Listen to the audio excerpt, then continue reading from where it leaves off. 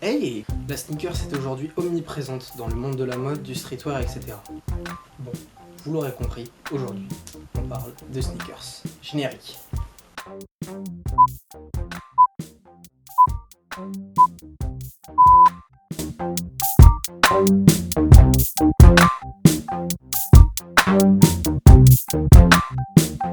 Au XIXe siècle, l'industrie du caoutchouc cherche à se diversifier en s'ouvrant à des secteurs d'activité autres que l'automobile. L'un des initiateurs de cette grande révolution est la United States Rubber Company, plus connue aujourd'hui sous le nom de Uniroyal, créant à présent principalement des pneus. À sa création en 1992, l'entreprise va diviser ses secteurs d'activité en diverses sections. Parmi les trentaines de marques, une est spécialisée dans la création de chaussures. Et elle est créée en 1916 sous le nom de Keds.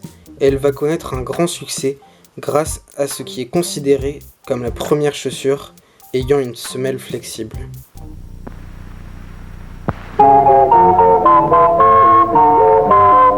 Hi, kids. Hi, Pedro. Kids, let's all sing the Keds song. If you want shoes with lots of pep, Get Keds, kids, Keds.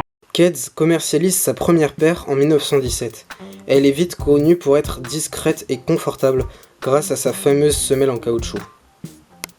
En effet, cette fameuse semelle ainsi que la tige en toile permet de se déplacer sans aucun bruit. Et c'est à ce moment-là que la paire se fait surnommer sneakers, venant de l'anglais to sneak on, signifiant approcher par surprise.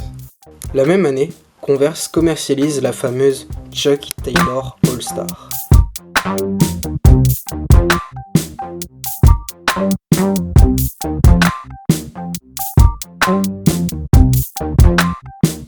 Les deux paires ayant été créées à la fin de la Première Guerre mondiale vont toutes les deux connaître un futur lié à la politique de l'époque. En effet, les pays les plus touchés vont inciter les populations à pratiquer de l'activité physique pour rester en forme et surtout préparer un éventuel nouveau conflit.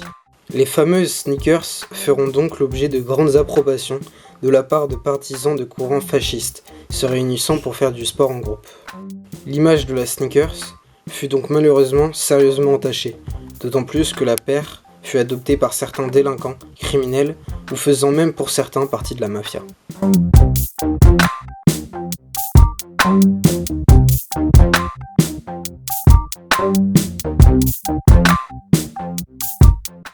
Merci d'avoir suivi ce premier épisode de Histoire de Sap.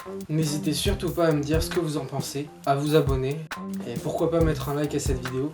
En tout cas, moi je vous dis à bientôt pour le prochain épisode.